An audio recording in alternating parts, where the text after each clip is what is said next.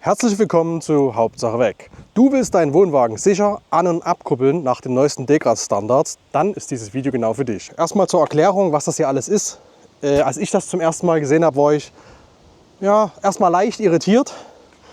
Das hier ist ganz normal die Kurbel, um das Stützrad nach oben und unten zu fahren. Das hier ist die Feststellbremse. Das hier ist die Kupplung.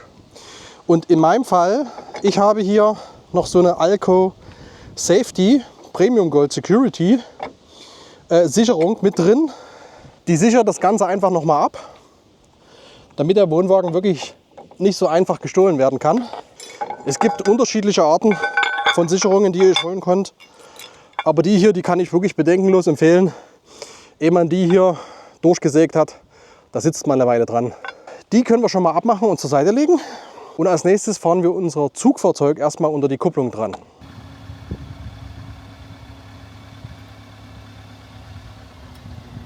Noch näher traue ich mich jetzt auch erstmal nicht ranzufahren, weil mein Zugfahrzeug keine Rückfahrkamera besitzt.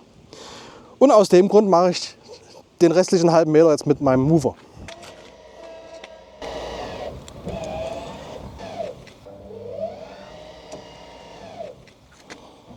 Dadurch, dass die Kupplungen jetzt hier über der Autoanhängerkupplung übereinander liegen, kann ich jetzt hier die Kupplung vom Wohnwagen öffnen und habe hier drin nochmal die Klinke für die Kupplung selbst. Die ziehe ich auch hoch. Jetzt öffnen sich die Kupplungsbacken und jetzt kann ich das Stützrad langsam runterkurbeln. Jetzt merke ich, wie es langsam einrastet. Zack. Und wenn es eingerastet ist, dann kann diese Kupplungssicherung, die schnellt nach vorn. Zack. Und damit ist die Kupplung richtig drin.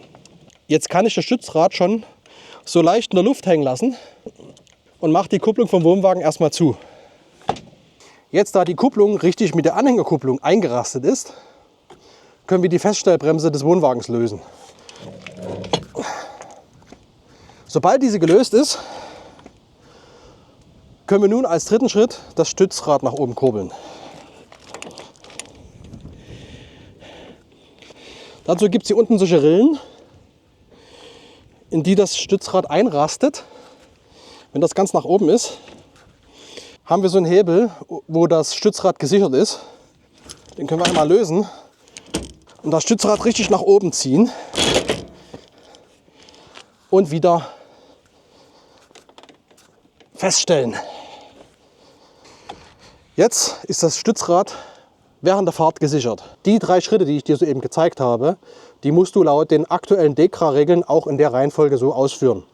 Alles, was jetzt kommt, kannst du in der Reihenfolge tauschen, wie es dir am liebsten ist. Ich hänge als nächstes zuerst immer das Abreißseil ein. Dazu nehmen wir das Abreißseil, lösen das hier. Und das Abreißseil kommt nicht auf die Kupplung oder um die Kupplung, sondern es kommt hier hinten entweder durch die Öse. In meinem Fall ist die Kupplung hier so ein bisschen an so einem Verschweißteil angebracht und steht ein bisschen hervor. Ist natürlich für mich praktisch, weil ich das Abreißseil jetzt schön hier durchfädeln kann. Und das hier unten einklicke. Als nächstes stellen wir die Stromverbindung her. Dazu nehmen wir das Stromkabel, führen das hier durch und tun das in den vorgesehenen Anschluss rein. Der klemmt manchmal ganz schön und da habe ich den auch so ein bisschen eingefettet. Nicht zu stark, aber dass man ihn zumindest vernünftig reinbringen kann. Der hat so einen Sicherheitsverschluss, den dreht man dann nach oben, dann rastet oben der Deckel noch mal richtig ein, dass es auch während der Fahrt den wegspringen kann. Ganz wichtig ist natürlich das Kabel. Das solltet ihr so ein bisschen so hinlegen, dass das auf keinen Fall unten am Boden schleifen kann. Jetzt entfernen wir die Bodenkeile und verstauen sie vorne im Gaskasten, wo sie hingehören. Nun als nächstes machen wir den Elektriktest. Das heißt, wir prüfen die Beleuchtung, ob alle Glühbirnen funktionieren und machen auch den Bremstest, dass die Bremslichter ordentlich gehen. Falls irgendwas defekt ist, muss es unbedingt ausgetauscht werden. Am besten holt ihr euch dazu einen zweiten Mann, der sich hier hinten hinstellt. Ihr setzt euch ins Zugfahrzeug und bedient den ganzen Spaß. Da ich hier alleine bin, übernehmt ihr jetzt die Kontrolle.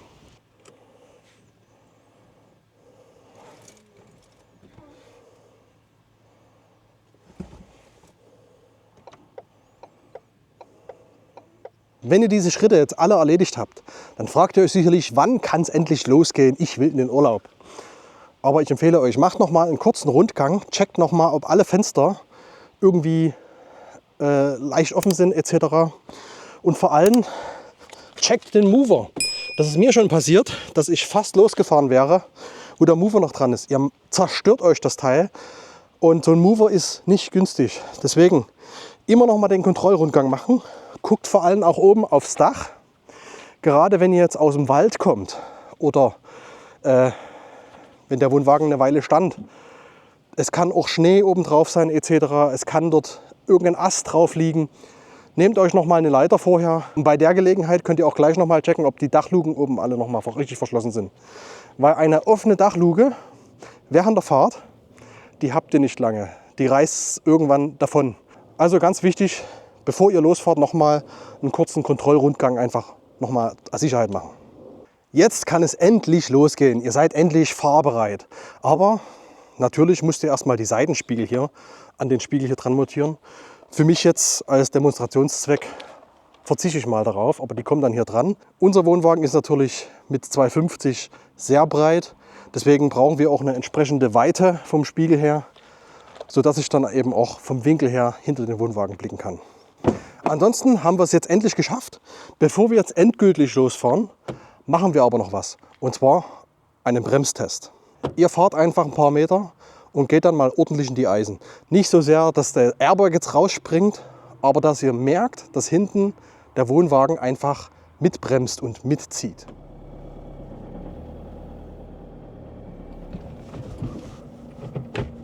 Kommen wir nun zum Abkuppeln.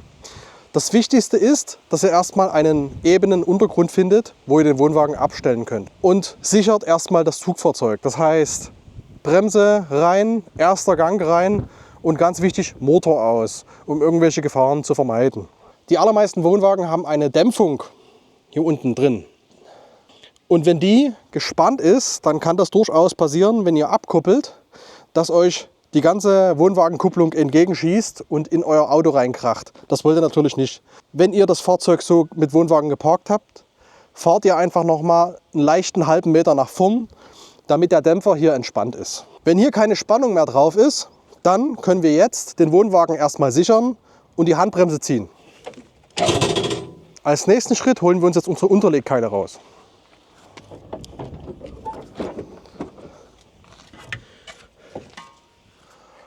Und verstauen sie unter den Rädern.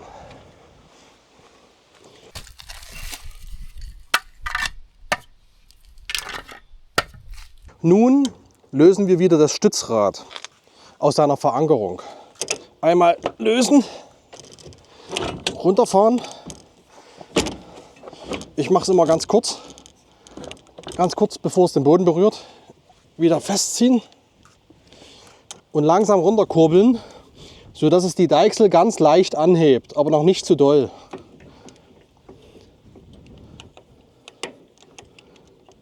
Wenn wir das Deichselrad jetzt nach unten gedreht haben, dann können wir jetzt beginnen, die Kupplung zu trennen. Dazu mache ich das in genau umgekehrter Reihenfolge wie beim Ankuppeln, dass ich zuallererst die Elektroverbindung trenne. Dazu ziehe ich das Kabel wieder raus, drehe es nach außen, zack. Das Ganze verstauen wir wieder hier, wo es hingehört. Jetzt können wir das Abreißseil lösen.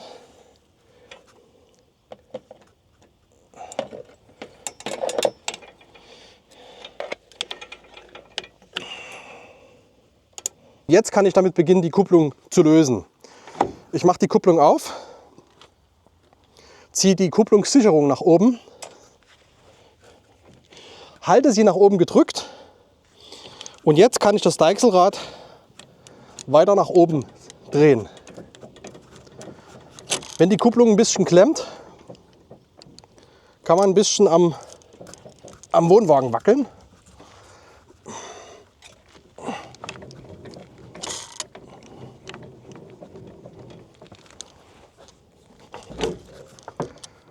Und wir haben sie erfolgreich gelöst. Kupplungssicherung wieder runter. Was ich jetzt mache, ich mache schon mal meine Alco-Sicherung dran. Die kann ich übrigens auch während der Fahrt dran lassen. Das ist je nach Sicherungsmodell unterschiedlich.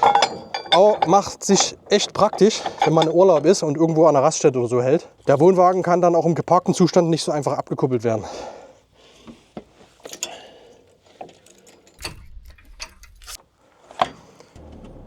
Nachdem wir jetzt das Zugfahrzeug weggefahren haben, um Platz zu schaffen, könnten wir jetzt den Wohnwagen an unserem Platz, an unserer Parzelle, an unserem Abstellplatz einparken. Wenn ihr einen Mover habt, könntet ihr das mit dem Mover machen. Ihr müsst natürlich vorher die Handbremse lösen, bevor ihr den Wohnwagen bewegen könnt. Wenn ihr ihn dann abgestellt habt, dort wo er stehen soll, unbedingt checken, dass die Handbremse als erstes gezogen ist, damit der Wohnwagen nicht mehr weg kann und fest und sicher steht. Wenn wir ihn gesichert haben,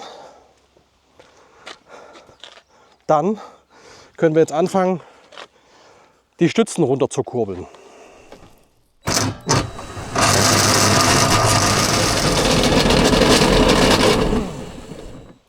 Das ist ja gar nicht so schwer gewesen, oder? Denn Übung macht ja den Meister. Wenn du auf Reisen gehst und das vorher noch nie gemacht hast, stell dich erstmal auf irgendeinem Parkplatz oder eine Raststätte und übe das erstmal.